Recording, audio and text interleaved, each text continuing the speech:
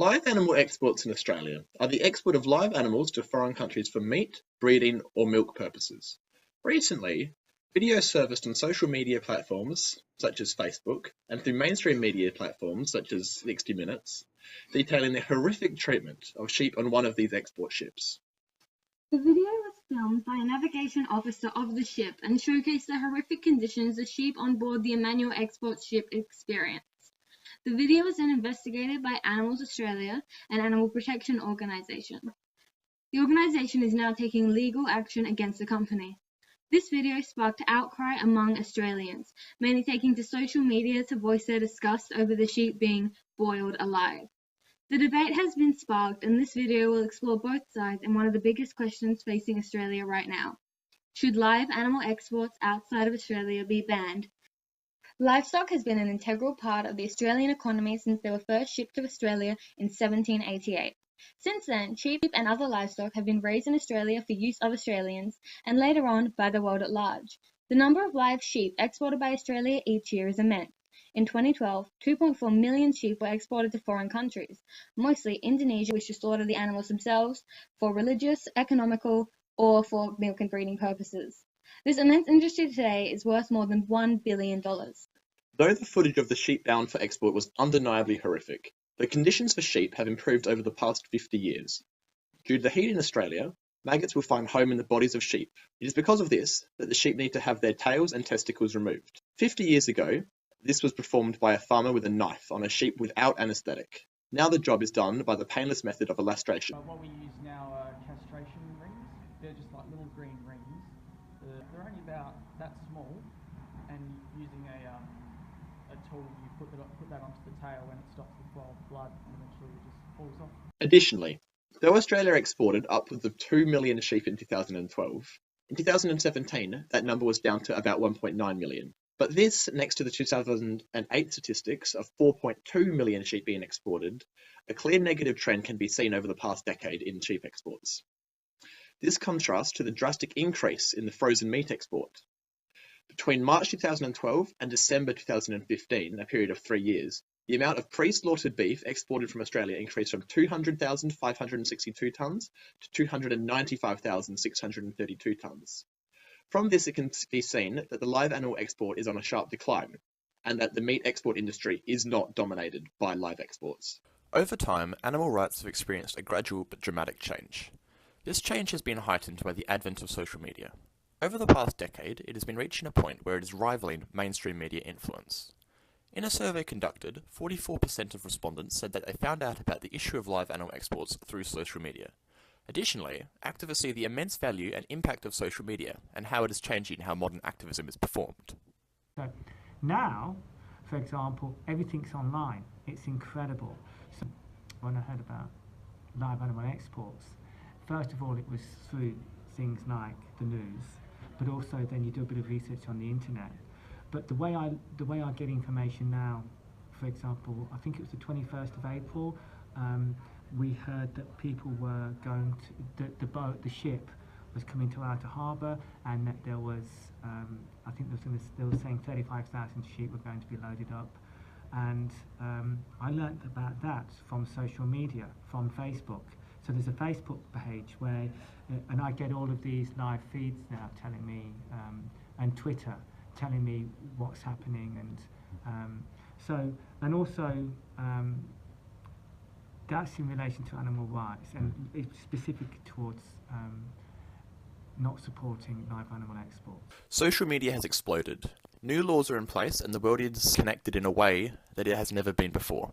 Footage like the video released caused debate through traditional methods and through social media. These are at the forefront of sparking social change in Australia. With this advent of social media, we can debate issues and importantly collect information on public perception. Surveys on public opinion paint a clear picture on what to do with the issue of live animal exports. In our survey conducted, 66% of respondents said they do not agree with Australia's current system of live export. The prime justification for this was the general welfare of animals and the inhumane slaughtering techniques used in foreign countries. Those who supported live animal export cited the economy and farmers' welfare as their reasons for agreeing with live animal export. These results show a clear majority in favour of stopping live animal exports. Through social media, we are able to see a clear majority of people do not support the status quo, but this has not always been the case. Social media has allowed our society to share information and thoughts in a way which has changed our opinions. This information raises the question, why not just ban the trade and send frozen meat? So, why can't we just send frozen meat in place of live animals? These countries require live animals for diverse reasons. Financially, they cannot afford the cost of the frozen meats or have the funds to build facilities in which these meats can be kept upon arrival. There are also religious requirements to ensure meat is killed in halal fashion. Breeding and milk can only be delivered live. This is an issue that needs to be tackled on an international level, as animal sourced from less ethical countries will only suffer more. Australia seems to be able to afford to cease live animal exports. However, we need to take a look at the stakeholders in this debate. The debate presently raging on the internet and in reality is fierce. In the issue of live animal export, like in any social issue, there are people who seek to benefit from change and people who seek to benefit from the status quo. These people are called the stakeholders. In the topic of live animal exports, there are several stakeholders. These are, but not limited to, farmers, politicians, activists, and the animals involved in the trade. Cynically, politicians stand to gain the most over social change. Spouting a viewpoint could attract potential voters to strengthen your own power. As the debate for live animal exports continue, many politicians have spoken passionately for or against it. In the past, some of these sheep had no value. They were shot. Now they are worth in excess of $100 up to $150. We have an obligation in this nation to protect the dignity and the rights of those people in the sheep industry. Mr. President, Deputy President, the live export industry cannot save itself from itself, and no government of any persuasion has ever been able to save the live export. Those supporting the current system of live animal export commonly cite the livelihood of Australia's many farmers as the reason to why the status quo needs to be cemented. There are currently approximately 200,000 people working in the red meat industry in Australia. They work to produce 27.4 million cattle every year for a range of purposes: dairy, domestic meat, foreign meat, and of course live export. In 2015, we exported 1.2 million cattle, which is only 4.38% of our meat produced. The rest is bought locally or killed in Australia, then exported. It is possible that politicians overpurport the issues of farmer unemployment for their own gains. They cite the fact that live cattle export is worth more than $1.5 billion, but neglect to mention that this is only a fraction of the $8.5 billion beef industry, and that all of this is only a fraction of Australia's $8 trillion economy. It can maybe be seen from this that farmers' welfare in the case of live animal export ban are over-purported. In fact, Brad Cock, who was a farmer, said in regards to if live export were banned, how much of an effect it would have on him. I don't think it would have any short-term impact. It would potentially see a lowering of price values, but because we're in a strong demand situation at the moment, I don't think it'll be a big problem. This means that farmers may not be too hard hit by a live animal export ban. Beyond farmers, another cited reason for maintaining the status quo is the immense workforce directly employed by the live export industry, estimated by the Australian Bureau of Statistics to be around 13,000. These jobs are mostly unskilled loading and packing jobs.